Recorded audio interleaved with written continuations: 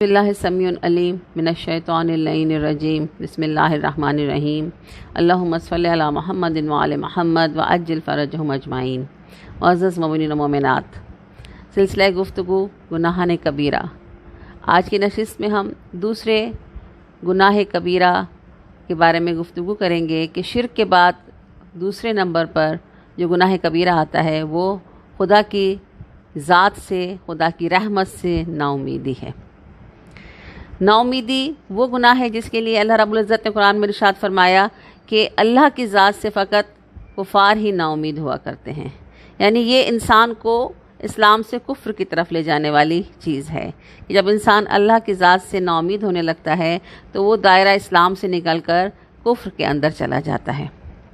یہ وہ گناہ ہے کہ جس کے لیے کہا گیا ہے کہ یہ کم علمی کی علامت ہے، مایوسی، باطنی کفر ہے، یا پھر اپنے پروردگار کی عظمت و قدرت سے بے خبری اور غفلت کا نتیجہ ہوتی ہے۔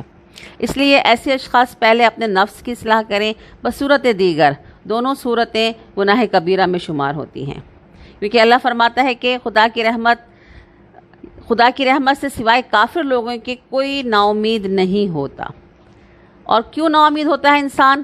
کہ جب اس کو اللہ کی وہ نعمتیں جو اس پر جن کا سلسلہ جاری ہوتا ہے اگر وہ روک لیا جائے اس کی آزمائش کے لیے یا کسی بھی وجہ سے، تو فوراً خدا کی ذات سے مایوس ہونے لگتا ہے، نا امید ہونے لگتا ہے۔ ایک ایسا ہی شخص آتا ہے امام جعفر صادق علیہ السلام کی بارگاہ میں، امام کی خدمت میں، امام سے آ کر کہتا ہے کہ میری زندگی میں بہت نعمتیں تھیں، مالا مال تھا میں، اور بہت کچھ میرے پاس تھا، لیکن اب سب کچھ مجھ سے چھن گیا ہے اور میری حالت ایسی ہے کہ میں مفلسی کے ایک ایسے عذاب میں مبتلا ہوں کہ مجھے کوئی راستہ سجھائی نہیں دیتا۔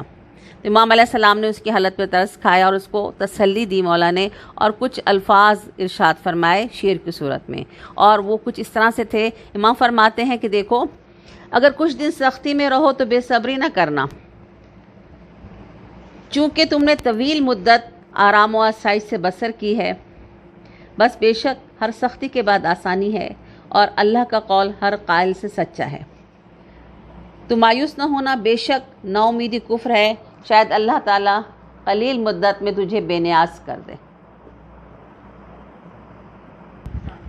پھر اس کے بعد اپنے رب سے بدگمان نہ ہو جانا، یقیناً اللہ اچھے پیرائے میں اپنا وعدہ پورا کرے گا۔ مولا فرماتے ہیں اگر لوگوں کی عقلیں رزق پیدا کرنے کا سبب ہوتی تو دنیا کا مال و دولت صرف عقل مند لوگوں کے ہاتھوں میں ہوتا۔ مولا فرماتے ہیں خبردار، اگر تم سختی کے جال میں پھنس جاؤ تو نا امید نہ ہونا، چونکہ پس پردہ قدرت کے عجیب و غریب کرشمے پوشیدہ ہیں۔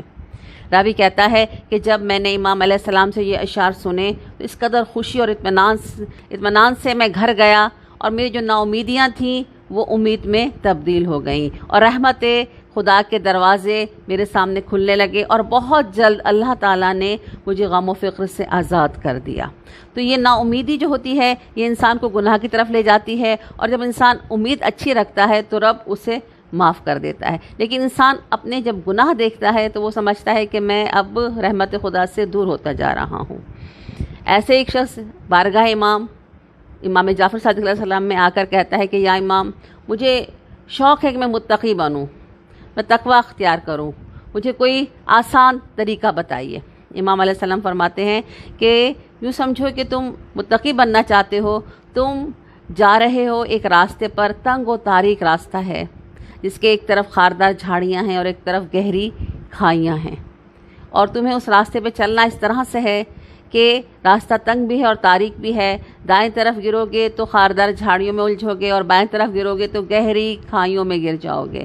وہ شخص رونے لگا کہ یا امام، بہت مشکل راستہ ہے، میں اس پہ نہیں چل پاؤں گا۔ امام علیہ السلام مسکرا کے فرماتے ہیں کہ یہ راستہ تم لوگوں کے لیے نہیں ہے، یہ راستہ ہم اہل بیت کے لیے ہے، تمہارے لیے اللہ نے بہت کشادہ راستہ بنایا ہے۔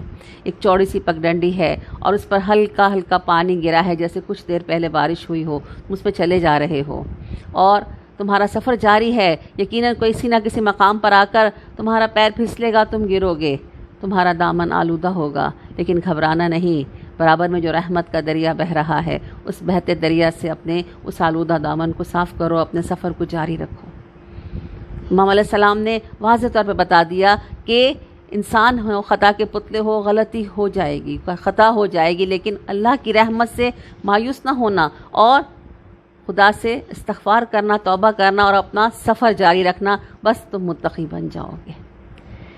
کیونکہ اللہ رب العزت نے اپنے بندوں کو امید دلانے کے لیے قرآن میں بارہا جو اپنے نام بتائے ہیں، ان ناموں میں اللہ نے کہیں اپنے آپ کو تواب کہا ہے یعنی توبہ قبول کرنے والا، کہیں پہ غفار کہا ہے بخشش کرنے والا، کہیں پہ غفور کہا ہے زیادہ مغفرت کرنے والا، کہیں غافر الذنوب یعنی گناہوں سے درگزر کرنے والا کہا ہے، کہیں قابل التوب یعنی توبہ قبول کرنے والا کہا ہے۔ یعنی یہ سب وہ امید افزا الفاظ ہیں جو اللہ رب العزت نے اپنے بندوں کو اس لیے کہے ہیں کہ تم گناہ کر بیٹھو تو پھر مجھ سے، میری رحمت سے مایوس نہ ہونا، آؤ میری بارگاہ میں استغفار کرو، توبہ کرو، تم اپنے رب کو بہت بڑا توبہ قبول کرنے والا پاؤ گے۔ اسی طرح سے نہ صرف گناہوں کی وجہ سے انسان ناامید ہوتا ہے، بعض اوقات انسان کوئی گناہ نہ بھی کرے لیکن وہ اس چیز سے ناامید ہو جاتا ہے کہ میری دعائیں قبول نہیں ہوتی۔ اکثر متقی پرہیزگار نیک لوگ بھی اس گناہ میں مبتلا ہو جاتے ہیں، یہ سوچ کر کہ میں دعا مانگ رہا ہوں، کئی برس گزر گئے، میری دعائیں قبول نہیں ہوتی ہیں۔ اور اکثر اوقات ہم اور آپ دیکھتے ہیں کہ ہم ایسے پروگراموں میں جاتے ہیں، مجالس میں، تو ہم خود کہتے ہیں یہ بات کہ ہماری دعائیں تو بہت دیر سے قبول ہوتی ہیں، اور کچھ لوگ ہوتے ہیں جو آتے ہیں دعا مانگتے ہیں ان کی فوراً قبول ہو جاتی ہے، نہ جانے ہماری دعاؤں کی قبولیت میں اتنی دیر اور تاخیر کیوں ہوتی ہے۔ تو یہ اللہ رب العزت کی مشیت ہوتی ہے، یہ اس کی مرضی ہوتی ہے، وہ ہماری دعاؤں کو اگر دیر سے قبول کرتا ہے تو اس کے پیچھے کوئی نہ کوئی اس کی مصلحت ہوتی ہے، اس کی حکمت ہوتی ہے۔ ایسا ایک واقعہ درج ہے کہ رحمت خداوندی کے قریب ہونے کے لیے اللہ رب العزت دعاؤں کی قبولیت میں تاخیر کرتا ہے۔ علامہ مجلسی میں حیات القلوب میں ارشاد فرماتے ہیں، اور یہ انہوں نے روایت کی ہے حضرت امام محمد باقر علیہ السلام سے، کہ حضرت ابراہیم علیہ السلام اللہ کے نبی آبادیوں اور صحراؤں میں اس لیے پھرتے تھے کہ مخلوقات پروردگار سے عبرت حاصل کریں۔ انہوں نے ایک دن کسی میدان میں ایک شخص کو نماز پڑھتے ہوئے دیکھا، اس کے کپڑے بالوں سے بنائے ہوئے تھے اور فضا اس کی آواز سے گونج رہی تھی۔ حضرت ابراہیم جو اللہ کے نبی ہیں، اللہ کے خلیل ہیں، اس کی اس حالت پر بہت تعجب ہوا اور اس کی اس عبادت کو دیکھ کے بہت متاثر ہوئے، اسے قریب جا کے بیٹھ گئے۔ جب وہ نماز سے فارغ ہوا تو حضرت ابراہیم نے فرمایا کہ مجھے تمہاری یہ روش پسند آئی، میں چاہتا ہوں تمہارے ساتھ دوستی کروں، بتاؤ تمہارا گھر کہاں ہے تاکہ جب چاہوں میں تم سے ملاقات کر سکوں۔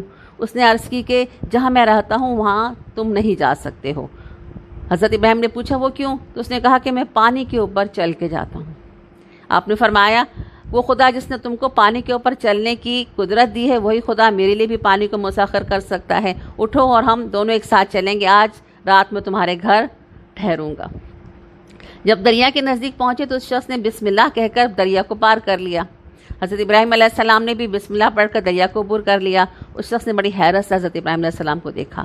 اس کے بعد وہ دونوں گھر میں داخل ہوئے۔ حضرت ابراہیم علیہ السلام نے اس شخص سے دریافت کیا کہ کون سا دن تمام دنوں سے زیادہ سخت ہے؟ عابد نے کہا کہ وہ دن سخت ہوگا جب اللہ اپنے بندوں کو اعمال کی جزا دے گا، یعنی یوم آخرت۔ حضرت ابراہیم علیہ السلام نے کہا آؤ ہم دونوں مل کر دعا کریں کہ خداوند تعالی ہمیں اس دن کے شر سے محفوظ رکھے۔ اور کچھ روایت میں یہ اس طرح سے ہے کہ حضرت خلیل نے فرمایا کہ آؤ مل کر دعا کریں کہ اللہ رب العزت اس دن گنہگار مومنین پر رحم کرے۔ عابد نے کہا کہ میں دعا نہیں کروں گا کیونکہ میں نے اللہ سے ایک حاجت کے لیے 30 سال سے مسلسل دعا مانگی ہے مگر وہ اب تک پوری نہیں ہوئی، تو دوسری حاجت کی گنجائش ہی نہیں، لہٰذا میں مطالبہ نہیں کروں گا۔ حضرت ابراہیم علیہ السلام نے پوچھا اے عابد، جب بھی اللہ کسی بندے کو دوست رکھتا ہے تو اس کی دعا کو روک لیتا ہے۔ یہ خلیل خدا کے الفاظ ہیں، تاکہ وہ بندہ اپنے معبود سے بار بار راز و نیاز کرے اور طلب کرے، اور جب اللہ کسی بندے سے دشمنی رکھتا ہے تو اس کی دعا فوراً مستجاب ہو جاتی ہے، یا اس کے دل میں اللہ مایوسی ڈال دیتا ہے تاکہ وہ دعا ہی نہ کرے۔ تو عابد سے پوچھا کہ تمہاری کون سی حاجت تھی جو ابھی تک پوری نہیں ہوئی؟ تو وہ کہتا ہے کہ ایک دن میں اسی جگہ جہاں میں نماز پڑھ رہا تھا میں نے ایک بچے کو دیکھا جس کے حسن و جمال اور نورانی چہرہ دیکھ کر میں حیران ہو گیا۔ وہ بکریاں اور بھیڑیں چرا رہا تھا۔ میں نے اس سے پوچھا کہ یہ سب کس کے جانور ہیں؟ تو اس نے کہا یہ سب میری ملکیت ہے۔ میں نے پوچھا تو کون ہے؟ تو اس نے کہا میں خلیل خدا حضرت ابراہیم علیہ السلام کا بیٹا ہوں، میرا نام اسماعیل ہے۔ اس وقت میں نے دعا کی کہ اے اللہ مجھے اپنے دوست ابراہیم علیہ السلام کی زیارت کرا دے اور میں اسے پہچان لوں۔ حضرت ابراہیم علیہ السلام نے اسے فرمایا کہ اب تیری دعا قبول ہو گئی ہے، وہ ابراہیم میں ہی ہوں۔ بس وہ عابد خوش ہو گیا، حضرت ابراہیم علیہ السلام کو گلے سے لگایا، سر اور آنکھوں کو چومنے لگا، ہاتھوں کو چومنے لگا اور شکر خدا بجا لایا۔ اس کے بعد دونوں نے مل کر مومنین اور مومنات کے حق میں دعا کی۔ یعنی اللہ کی رحمت سے مایوس ہونا یا اپنی دعاؤں کی قبولیت سے مایوس ہونا گناہ کبیرہ ہے۔ اللہ کی رحمت سے مایوس نہیں ہونا ہے، اور اللہ رب العزت ہمیں توفیق عطا فرمائے کہ ہم ہر وقت اس سے امید رکھیں، اور وہ جو اس سے امید رکھتا ہے، جو اس پر توکل کرتا ہے، جو اس پر یقین رکھتا ہے، وہ یقیناً اس کی دعائیں قبول کرتا ہے۔ یہ اس کا وعدہ ہے، اور اللہ اپنے وعدے کے خلاف نہیں کرتا۔ وما علینا الا البلاغ المبین۔ اللہم صلی علی محمد وعلی محمد وعجل فرجہم اجمعین برحمتک یا ارحم الراحمین۔